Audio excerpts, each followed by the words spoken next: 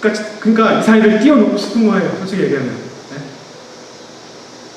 이거 말고 이걸 가르치면 좀 편하니까요. 이게 바로 뭐냐면 예수의 추상화예요. 예수의 추상화. 이거를 다른 말로 얘기하면 예수님께서 가르치신 예수의 복음과 제자들이 가르치신 복음이 다르다는 거예요. 예수님은 이것이 복음이다라고 얘기했는데 제자들은 예수님을 전한 거예요. 그것을 갖다가 신학적으로 무슨 표현을 쓰냐면 예수의 선포, 예수님께서 하신 이야기와 그 다음에 선포된 그리스도, 예수라고 그리스도라고 하는 것을 제자들이 후에 사도들이 혹은 교회가 어떻게 예수를 이해했는가, 어떻게 선포했는가, 선포된 그리스도라고 하는 이 두 가지로 신학적으로 얘기를 합니다. 이 두 가지가 서로 일치하지 않는다는 얘기예요. 그래서 신학적으로 우리는 예수 그리스도를 얘기하지만 신학적으로 예수라고 얘기했을 때는 보다 좀 더 인간적인 면이 강조되고요. 복음서에서 활동하셨던 그런 복음의 이야기들이 강조되고 그리스도 하면 약간 바울적이에요. 뭔가 이렇게 약간 더 신성화된 그런 예수의 신성이 더 강조되는 거죠. 이 둘 사이가 반드시 일치하지 않는다라고 하는 거예요. 사실은 이쪽을 강조하는 데가 기독교 장로회죠, 그죠? 한국에서 얘기하면 이쪽에 예수교 장로회가 이쪽을 행하는 사실 이름이 바뀌었어요, 그죠? 기독교 장로회에서 사실 예수를 얘기하고 예수교 장로회에서 그리스도를 기독을 얘기하고 있습니다. 서로 아마 결핍된 부분들을 이름에 갖다 붙여놓은 게 아닐까 싶기도 한데요. 아무튼 그래서 예수원의 대천덕 신부님이 얘기했어요. 지금 교회의 가장 큰 문제점은 뭐냐 하면은 마태복음 28장과 누가복음 4장 사이의 괴리다. 이거 설명해 드릴게요. 마태복음 28장과 이게 뭐냐면 마태복음 28장이 뭐냐면 이거예요. 그러므로 너희는 가서 모든 민족을 제자로 삼아 아버지와 아들과 성령의 이름 세례를 베풀고 내가 너희에게 분부한 모든 것을 가르쳐 지키게 하라가 28장입니다. 이거 진짜 이거 지상 명령으로 삼아서 열심히 전도하시죠. 뭐가 빠져있냐면 요걸 지상 명령이 아니라 이게 빠져있다는 거예요. 내가 너희에게 분부한 모든 것이라고 하는 이게 뭐냐 복음의 내용입니다. 내용이 뭐냐면 이거예요. 예수님께서 이 말대로 하셨고요. 그걸 가서 해라라고 하는데 요 내용은 싹 빠지고 이것만 열심히 하는 이게 지상 명령이다라고 생각해서 제자를 삼긴 열심히 삼아요. 그런데 이건 하지 않는 거예요.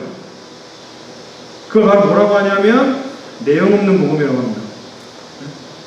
내용이 빠져 있어요. 내용 없는 복음이라고 합니다. 그리고 예수님을 자꾸 추상화시켜요. 자꾸 이렇게 멀리 있는 존재로 자꾸 만듭니다. 그래서 자꾸 신성을 강조하고 그리고 그분을 마음으로 믿으면 구원이 된다. 다른 거 할 필요 없어요. 얼마나 좋아. 이거야말로 진짜 복된 얘기죠. 그래서 이제 너무 감사합니다. 할렐루야 하겠어요. 저 같은 뭐 안 해도 되니까. 그죠? 예수님처럼 안 살아도 되니까. 예수님 그렇게 얘기 안 해요.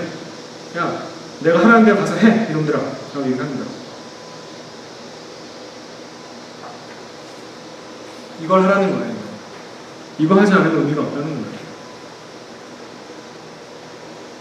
자, 그래서 서로 두 가지 다른 복음 이런 식으로 났는데, 자, 이게 뭐 절대적인 보편적이고 개인적인 탈정치화라고 하는 이런 복음 자체가 뭐 틀렸다 이런 얘기는 아닙니다.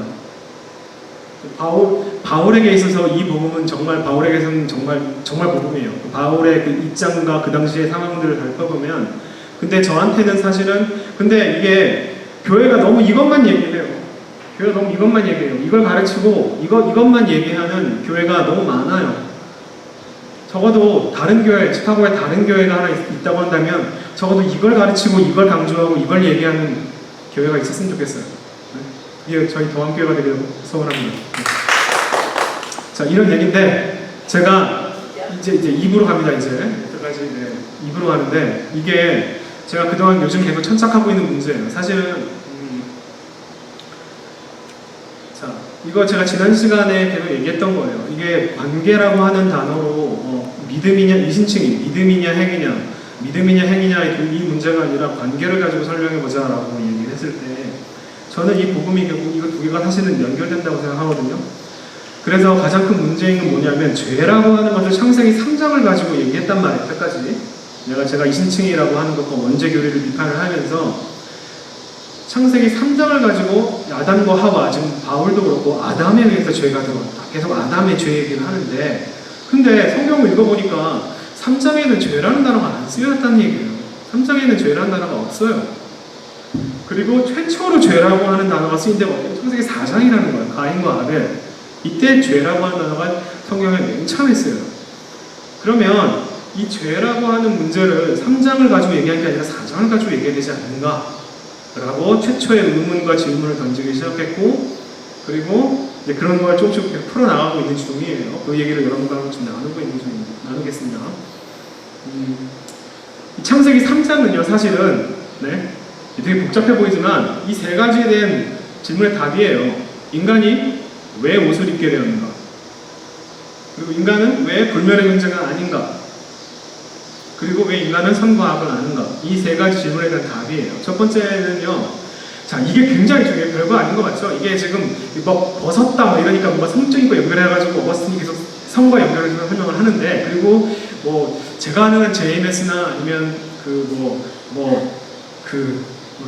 통일교나 이런 식으로 계속 이 죄를 계속 이 아담과 하와 얘기하면서 성적인 거 참 연결시키는데, 성경을 보세요. 그렇지 않아요. 보세요. 2장 25절의 문제가 뭐였냐면 벗었으나 안 부끄러워 했다는 거예요. 네? 그런데 3장에 선악과를 먹었어요. 선악과를 먹고 난 뒤에 가장 최초의 변화가 뭐냐면 눈이 밝아져 벗은 줄을 알고 내가 벗었다. 이게 그리고 벗은 걸 알지만 벗은 게 창피하다 라고 하는 걸 느끼는 거예요. 부끄러움을 느끼게 되는 거예요. 별거 아니에요. 대단한 거 아닙니다. 네? 선악이라고 번역해가지고 뭔가 일단 뭐 이렇게 얘기하는데, 선악과를 먹어서 최초에 발견된 건 뭐냐면 그냥 쪽팔려 이겁니다. 쪽팔려. 네? 내가 벗었으므로 두려워해 숨었다. 이게 계속 나와요. 그래서 하나님께서 너 이런 악을 알게 되었고 너가 죄가 너에게 들어오고 이렇게 하지 않고, 야 너 벗었다는 거 누가 알려줬니? 그러면서 옷 만들어 입혀주잖아요. 그죠? 그거예요. 가죽 옷을 지었다. 이 얘기입니다. 이게 계속 나오는 핵심이에요. 선악이라고 하는 것이 뭔가 대단한 걸로 생각하지 마세요. 네? 뭐가 좋은지 뭐가 나쁜지를 구별할 수 있게 된 거예요. 그러니까 이게 뭐냐면 나중에 설명할게요. 자, 그 다음에 인간은 왜 불멸의 존재가 아닌가라고 하는 설명이에요. 선악과를 먹는 2장에서 선악과를 먹는 아이 반드시 죽을 것이다 라고 얘기를 했어요. 하나님께서 이거 먹으면 안 돼. 곰곰이 생각하면 좀 웃기는 질문입니다. 이 말이 죽음이라고 하는 걸 모르는 존재한테 너 이거 먹으면 죽어 라고 협박이 될까요? 네? 어린아이 한 번도 뜨거운 걸 대본 적이 없는데 야 이거 되면 뜨거워. 그런데 뜨거운 게 뭔지 모르는데, 그죠? 그러니까 곰곰이 생각해보면 사실 말이 안 되는 얘기예요. 죽어 죽는 게 뭔데요? 그래서 이 앞에 문제는 뭐냐면 얘가 이렇게 선과 악을 알게 되어서 우리랑 비슷한 존재가 나랑 같은 존재가 되었는데, 그런데 얘가 영생까지 하면 안 되겠다라고 해서 에덴 동산을 쫓아내는 게 아니라 이 생명나무를 보호하는 거예요. 손을 들어 생명나무 열매도 따먹고 영생할까? 그것 때문에 얘를 내보내자라고 얘기를 한 겁니다. 결국 이것이 무슨 얘기를 하냐면요, 이 창조 세계에서 인간의 위치를 설명하고 있는 거예요. 인간이 인간과 자연 속에서 어떤 위치 존재냐? 인간은 신과 달라요. 뭐에서? 영생과 불멸의 존재에서 여기서 갈라집니다. 이게 바로 왜 그러냐? 불멸하는 생명나무를 못 먹어서 그런 거예요. 이렇게 설명하는 거예요. 인간은 왜 동물과 똑같이 죽는 존재냐? 신들의 생명나무를 못 먹어서 그래. 자르는 거예요. 그런데 인간은 자연과 뭐가 틀려? 똑같지 않아요? 뭐가 틀려요? 다른 동물은 다 벗고 지내는데 인간은 옷을 입고 있어요. 그게 틀린 거예요. 인간은 여기서 다르다라고 하는 존재를 여기서 찾는 거예요. 인간은 부끄러움을 느낀다는 거예요. 그게 성경에서 얘기하는 인간과 동물의 차이점입니다. 그래서 부끄러움을 모르는 인간은 인간이 아닌 거죠. 그죠? 참 부끄러움 모르는 인간들이 주위에 많아요. 그죠? 신문 같은 거 보면 이것들은 인간이 아니다라고 생각하시면 됩니다. 근데 참 재밌어요. 이것도 굉장히 많은 상상력을 던져줘요. 그러니까 인간의 존재를 부끄러움이라고 하는 존재가, 그러니까 성적인 게 아니라 성상 3장은 부끄러움이라고 하는, 선과 악은 부끄러움과 연결이 되는 건 굉장히 흥미로운. 자, 어쨌든 인간은 부끄러움을 하는 존재인 거죠. 그 다음에 이 선과 악이라고 하는 것에 대해서 좀 설명을 좀 할게요. 이 성은 히브리어로 또이라고 하는 표현이고요. 라라고 하는 게 악이라고 하는 표현인데, 이 또라라고 하는 말이 좋은 것과 나쁜 거예요. 뭐 선과 악을 추상적으로 표현해서 그렇지만 사실은 그냥 굿, 좋은 거예요. 그 다음에 악이라고 하면 나쁜 거예요, 그냥. 그런 말들이, 자, 이거 재밌는데, 제가 이 좋은이라고 하는 이 단어를 성경에서 히브리어 단어한테 쭉 찾았어요. 쭉 찾았는데 창세기에 계속 나와요. 1절부터 계속 보시기에 좋았더라 계속 나오고, 그들이 다 창조하신 뒤에 자기가 만든 창조물을 보시고 심히 좋았더라, 그냥 좋은 게 아니라 심히 좋았더라 라고 얘기를 합니다. 그 다음에 선악과 과일을 보면서 보기에도 뭐 아름답고 먹기에도 좋은, 이때 좋은, 그 다음에 홀로 있는 것이 나쁘다라고 얘기하지 않고 홀로 좋지 않다, 그때 또 좋은이라고 나눴습니다. 나무 먹기, 이런 식으로 계속 좋다, 톱이라고 하는 단어만 자꾸 사용하고 있는 거예요. 나쁘다라고 하는 표현은 라라고 하는 요 악이라고 하는 단어는 쭉 찾아보니까 선과 악이라고 하는 요 또빠라 선악을 알게 하는 선과 악이라고 하는 표현에서만 라가 등장을 하고, 그 다음에 한 번도 등장하지 않아요. 이 선악과에서만 선과 악 이 두 개를 비교할 때만 얘기를 합니다. 그다음에 하나님이 한 번도 모든 걸 나쁘다라고 얘기를 하지 않아요. 좋지 않다라고 얘기한 적은 있어요. 하지만 나쁘다라고 얘기한 적은 없어요. 그러면 최초에 뭘 나쁘다라고 얘기했을까요? 그게 질문입니다. 자, 제가 이 죄라고 하는 게 등장하는 게 처음으로 여기서 등장하는데, 어디서 나냐면 가인과 아벨. 내가 선을 행하면, 좋은 것을 행하면 어찌 낯을 들지 못하겠느냐. 선을 행하지 아니하면 죄가 눈앞에 엎드려 있느니라. 죄가 너를 원하는 넌 죄를 다질 것이다. 그 다음에 결국은 바로 아벨을 죽입니다. 이 하나님께서 이렇게 말까지 하셨는데 바로 아벨을 죽입니다. 그 다음 바로 나와요. 동생을 죽입니다. 이게 최초의 죄라고 하는 단어의 등장이에요. 3장까지 하나님께서 죄라는 단어를 사용하지 않고 있습니다. 4장에서 처음으로 시작해요. 그러면서 선이 아닌 것이 죄, 악이라는 단어를 한번 아직 쓰지 않았는데, 인간의 존재는 뭐냐 하면, 그래서 이제 3장에서 얘기하는 건 뭐냐 하면요, 인간이 악하게 되었다가 아니라요, 선과 악을 선택할 수 있는 존재가 되었다는 거예요. 이 두 개, 선과 악을 선택할 수 있는 것 자체가 나쁜 건 아니에요. 그 자체가 나쁘다라고 얘기하지 않아요. 그러니까 3장까지는 악을 선택할 수 있는 존재가 되었다라고 하는 것에 대한 설명이고요. 그 최초의 악으로 선택한 행동이 바로 4장입니다. 그 다음에 그래서 처음으로 제가 죄라고 하는 단어는 4장에 처음 등장하고, 나쁘다라고 하는 단어가 처음에 어디 등장하냐면 6장에 등장합니다. 이게 어디냐면 노아홍수 얘기예요. 노아홍수 얘기입니다. 이게 창세기 6장의 5절에 바로 이게 처음으로, 자, 여호와께서 사람의 죄라는 단어가 등장하는데, 죄악이 세상에 가득함과 그의 마음으로 생각하는 모든 계획이 항상 악할 뿐임을 보시고 올 때 처음으로 뭐가 나쁘다라고 하는 단어를 처음으로 사용하십니다. 그런데 사실 여기 얘기는 없는데요, 요 앞에 얘기가 혹시 뭔지 아시는 분 있어요? 이게 바로 뭐 하나님의 아들들이 사람의 딸과 그 다음에 뭐 네피림 이 얘기 나오고, 그래가지고 이 죄악, 악이라고 하는 것을 요 6장 5절 위에 있는 1절부터 4절까지 하고 연결을 시켜서 설명을 해요. 근데 누가 성경 가지고 계신 분 지금 있으신가요? 한번 1절부터 4절까지 한번 읽어보실래요? 거기에는 뭐 나쁘다라고 설명이 하나도 없어요. 자, 창세기 6장 1절에서 4절까지 하고, 이 6절 5절에서 이게 나와가지고 이 6장 5절이 1절부터 4절까지를 설명하는 것이다라고 설명하는 거 굉장히 많은데, 한번 보세요. 자, 6장 1절에서 4절까지 누가 한번 읽어주시겠습니까? 제가 좀 성경이 없어서. 사람들이 땅 위에 늘어나기 시작하더니 그들에게서 딸들이 태어났다. 하나님의 아들들이 사람의 딸들이 아름다움을 보고 저마다 자기들의 마음에 드는 여자를 아들이 삼았다. 주님께서 말씀하셨다. 생명을 주는 나의 영이 사람 속에 영원히 머물지는 않을 것이다. 사람은 살과 피를 주는 육체요 그들의 너는 내 육체였다. 잠깐만요. 거기까지 하면, 자, 하나님의 아들들이 사람의 딸. 사실 이 표현이 되게 너무 애매해서 이게 도대체 무슨 존재를 얘기하는 거냐라고 되게 논란이 많이 있지만, 거기에 대해서 하나님이 뭐 나쁘다라고 얘기한 건 좀 있나요? 자, 인간은 이미 불멸의 존재가 안 됐죠, 그죠? 안 됐습니다. 거기에 대해서 인간의 수명은 여기까지다라고 설명해 준 거예요. 뭐가 그렇게 지금 뭐 하나님의 아들이 사람의 딸과 뭐 이렇게 해서 사람이 그득해진 거에 대해서 나쁘다라고 표현이 된 건 없죠, 그죠? 그 다음에 네피림. 그 무렵의 그 후에는 얼마 동안 땅 위에는 네피림이라고 하는 거인족이 있었다. 그들은 하나님의 아들들과 사람의 딸들 사이에서 태어난 자식들이었다. 그들은 옛날에 있던 용사들로서 유명한 사람들이었다. 네. 정확하게 히브리어로 네필림이라고 하는데요. 네필림. 그걸 갖다가 그건 제가 여기서 설명은 안 하겠지만 그게 보통 뭐 그 히브리어 동사 나팔리로 하는 단어가 떨어지다라는 뜻이에요. 넘어지다, 떨어지다 이런 건데 그거가 막 여기서 추락천사, 타락천사 이렇게 설명하는데요. 그렇지 않습니다. 네.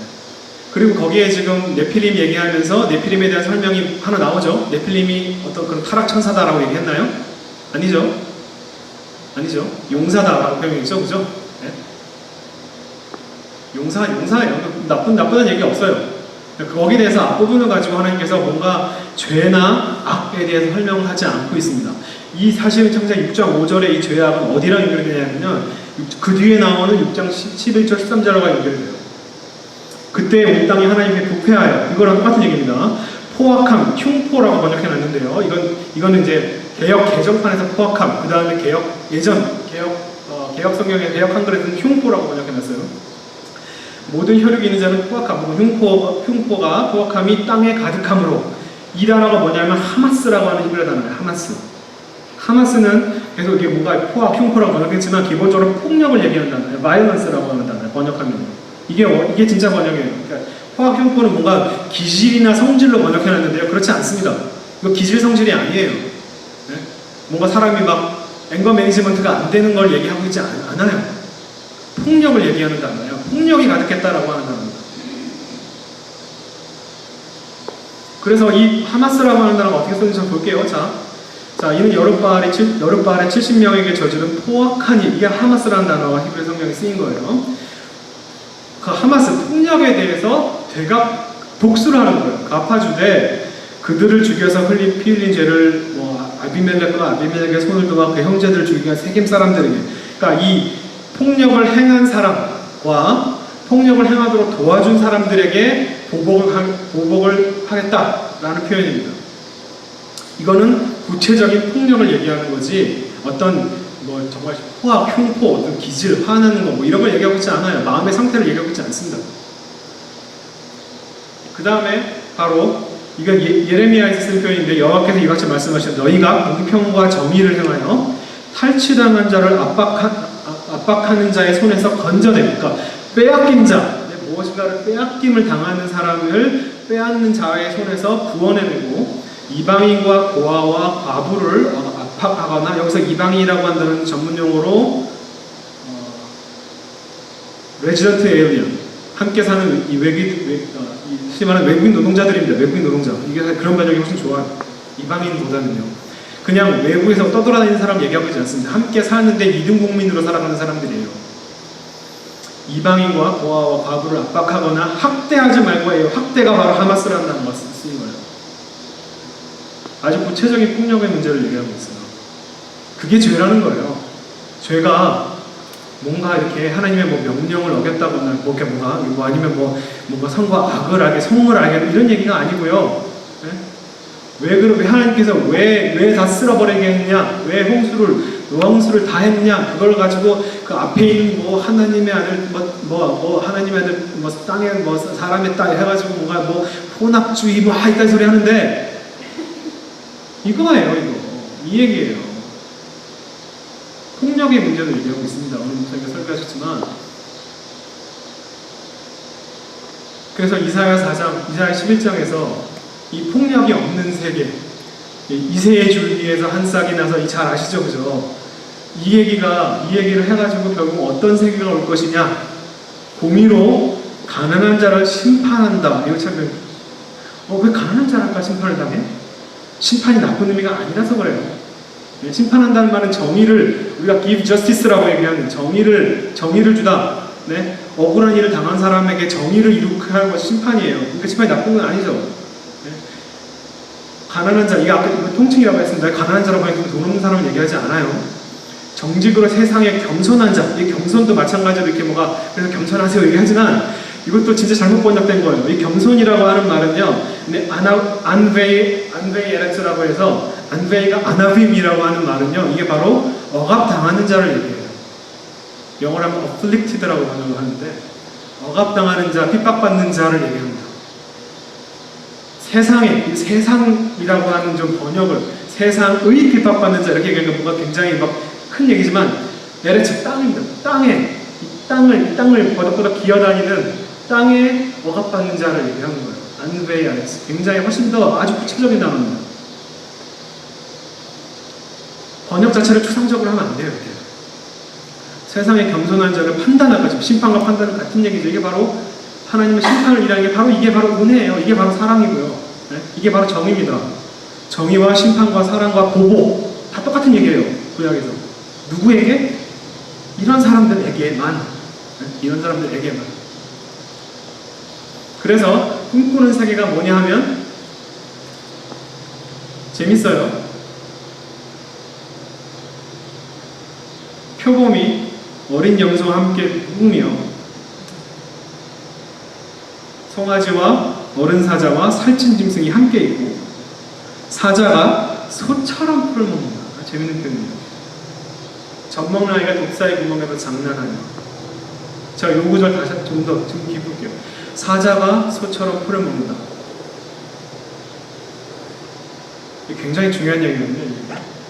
자, 이게 뭐예요? 힘 있는 사람의 폭력을 포기하는 거예요. 포기하는 거예요. 힘 있는 자를 힘 없는 자처럼 만드는 거예요. 사자를 계속 사자임을 유지하게 하는 게 아니라 사자가 소처럼 되는 거예요. 이 폭력의 포기를 얘기하는 건데 이 포기가 바로 예수님께서 얘기하는 우린 빵을 때리거든 왼빵도 이것까지 신약에서 계속 연결되는 부분들이거든요. 근데 이 불의한 폭력에 맞서기 위해서 더 힘을 가져야 된다.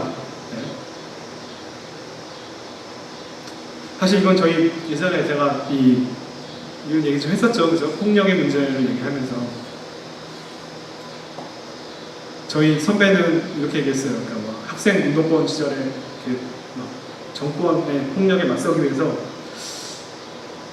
우리가 폭력적인 치유를 해야 되는가 말아야 되는가를 고민했을 때 그런 얘기를 했어요. 이 폭력의 학생 운동들이 대항하는 폭력은 이 햄버거의 패티 같은 거라서 왜냐하면 먼저 공권력의 폭력이 먼저 있었고 압제가 먼저 있어 거기에 대한 대항하는 폭력이고 거기에 대해서 다시 또 공권력의 압제가 또 들어오는 거기 때문에 중간에 끼인 폭력이다. 그래서 햄버거가 맛있으려면 패티가 두꺼워야 된다. 뭐 이런 얘기로 이렇게 학생 운동의 폭력성을 정당화했는데 저는 아무래도 기독교 이런 보수적인 기독교에서 자라왔기 때문에 그게 계속 걸렸어요. 그래서 처음으로 비폭력 운동이라고 하는 것을 주장하기 시작했고 했는데 진짜 힘들었어요. 아무튼 그래도 이 비폭력이라고 하는 폭력에 맞서서 더 큰 폭력은 그걸 맞서서 우리가 힘을 가져야 된다는 논리가 성경적인 논리가 아니라는 거예요. 안타깝게도 이런 얘기 안 하고 야 너 열심히 더 힘써가지고 쟤네들하고 잘 싸워 이렇게 얘기해 주면 좋은데 그렇게 얘기는 안 하세요.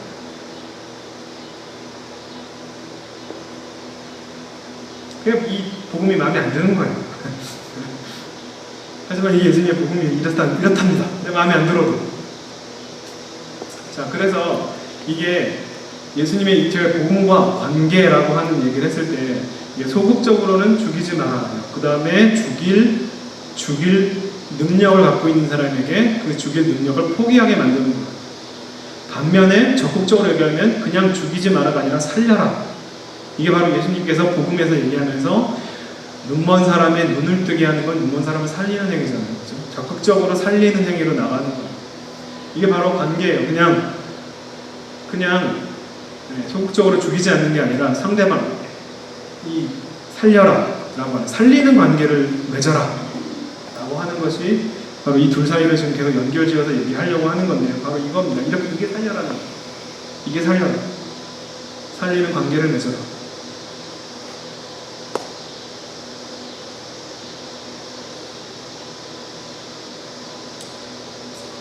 이 말이 그냥 단순한 말이 아니에요. 그죠? 그냥 이렇게 겨우 이거야? 싶지만 이 내용들을 한 번씩 잘 뜯어보시고 여러분 삶에서 살아나가려고 하면요 진짜 힘들어요. 여기 이 짧은 이사야 이 구절 안에 이사야를 인용하신 예수님의 이 표현 안에 정말로 많은 것들이 들어있어요. 지금까지 계속 얘기했던 바로 그런 것들.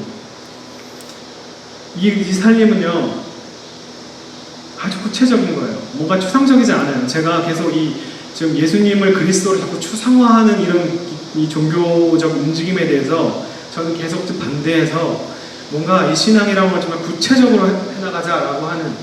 네? 그래서 폭력, 정의, 구원, 복음 너무 말이 추상적이잖아요, 그죠? 이런 추상성을 사실 굉장히 조심해야 돼요. 경계했으면 좋겠어요, 사실은. 이것이 예수님의 복음을 추상화시켰던 것과 사실 마찬가지로 이 예수님의 복음을 또 다른 의미로 또 추상화시키는 것 같아요. 예수님께서 그래서 참 인류, 민족, 민중 이런 얘기를 안 쓰고 무슨 단어를 썼죠? 예수님이 쓴 단어가 있어요. 누구를 사랑하라고? 이 단어를 그냥 쓴 게 아니에요. 저는 그렇게 생각해요. 이게 굉장히 추상화될 수 있는 신앙을 계속 저한테 계속 이렇게 브레이크를 걸게 해주는 단어가 바로 이 단어예요. 이웃이라고 하는 단어예요. 누가 강도 만난 자의 이웃이냐. 이웃. 이게 히브리어로 재밌어요. 히브리어는 악이라고 하는 단어가 라라고 하는 단어인데요. 이웃은 레아예요. 글자 똑같아요. 자음 똑같고 모음만 달라요. 라아와 레아, 라아에서 레아로 바뀌어라 이런 얘기는 일종의 언어 유희처럼 할 수 있는데 이웃이라고 하는 단어가 바로 친구, 이웃이 옆에 있는 사람을 얘기합니다. 이 거시적인 폭력, 우리가 자꾸 거시적인 폭력과 구조적인 폭력에만 자꾸 시선을 벌다 보면 뭐가 문제가 있냐면 이 미시적인 폭력에 자꾸 눈이 어두워져요. 자기 주변에서 벌어지는 폭력에 대해서 자꾸 이렇게 눈을 감아버리거나 무감해지는 경향이 있어요. 너무나 큰 폭력만 자꾸 보다 보면. 함생 운동권에서 그런 일이 되게 많이 벌어지죠. 그래서 뭔가 거대한 정권과 싸우다 보니까 이 안에서 벌어지는 폭력에 대해서는 얘기를 안 하는 거예요. 학생운동 하면서 뭐 성폭력, 뭐 성추행 이런 일이 벌어지면 다 입 닫고 조용히 있어야 되는 거예요. 그 얘기가 커지면 운동에 방해가 되니까. 거대한 폭력과 싸워야 되기 때문에 이 작은 폭력을 눈 감아주는 거예요. 이러면 안 돼요. 그래서 뭐 열심히 폭력에 맞싸우시는 분들이 집에서 아내를 때리고 이런 경우 진짜 많았습니다. 이 추상적인 사랑과 구체적인 사랑이라고 제가 얘기했는데 사랑을 자꾸 제가 바울을 별로 좋아하지 않는 이유 중에 하나가 이분이 너무 단어를 추상해서 많이 얘기를 해요. 자, 근데 정말 아름다운 거이죠. 고린도전서 13장 사랑은 오래 참고 그 다음 뭐예요? 뭐냐면 저는 그 구절 읽을 때마다 딱 멈추는 장면이 한 군데 있어요. 어디냐면 사랑은 오래 참고 해서 딱 멈춰요. 그 다음 뒤로 못 넘어가겠어요. 내가 과연 한 사람을 진짜 오래 참아준 적이 있나? 라고 하는 그런 생각이 딱 드는 순간 그 다음은 못 넘어가게 그 하나씩 나열하는 게 어떤 어떤 레벨도 아니고 그런 순서도 아니겠지만 가장 기본 인문이 오래 참는 거다라고 한다면 여기서 딱 막히더라고요. 그리고 생각해봐요. 누가 나를 오래 참아줬지? 우리 엄마. 엄마는 나를 오래 참았어요. 우리 아빠 오래 참았어요. 진짜 오래 참아주셨어요. 이렇게 신앙을 자꾸 추상화하려고 하는 움직임으로 가지 마시고요. 사랑을 구체적으로 하는 것으로 나갔으면 좋겠어요. 그게 바로 저한테는 한 사람이라고 하는 거예요. 단 한 사람을 어떻게 사랑하느냐. 내 눈앞에 있는 단 한 사람을 내가 목숨은 내줄지 몰라도 내가 내 팔 하나 정도는 잘라줄 수 있어 이 사람을 위해서 라고 하는 그런 사랑을 해본 사람만 사실 이 얘기를 좀 할 수 있다고 생각해야죠. 그래서 너무 추상적이고 구체적이고 저 멀리 있는 무엇인가. 제가 제가 아는 아는 후배 전도사가 자기 교회에서 역라마단이라는 걸 한대요. 이슬람 사람을 이렇게 구원하기 위해서 라마단 기간에 이슬람 사람들을 이제 기독교화하기 위한 기도를 한대요. 왜 그러냐? 이슬람 사람들을 사랑해서 그렇다는 거예요. 그죠? 그렇겠죠? 그죠? 이슬람 사람을 여기, 그래서 내가 물어봤어요. 너 이슬람, 무슬림 믿는 친구 한 명이라도 있냐? 없대요. 시카고에 살면서. 다른 데도 아니고 시카고에 살면서. 주위에 널린 게 이슬람 사람들인데. 그런 사람들은 왜 사랑하지 않고 저기 내 아랍에 있는 그런 이슬람 사람들을 위해서 막 라마단이라는 것까지 해가면서 결국 사랑하지 않아서예요. 가짜예요. 가짜 사랑입니다. 추상화된 사랑은 가짜 사랑입니다. 여기서 정말 얼마나 많은 무슬림 친구들이 있는데요. 저 친구들 많아요.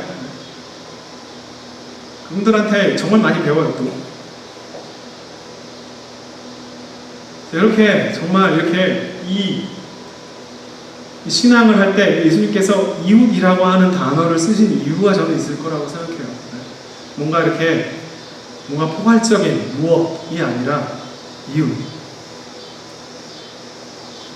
이 복음의 구체적인 복음, 이런 것들을 우리가 구체적으로 실천하고 하는 그런 교회가 됐으면 좋겠습니다. 여기까지 마치겠습니다.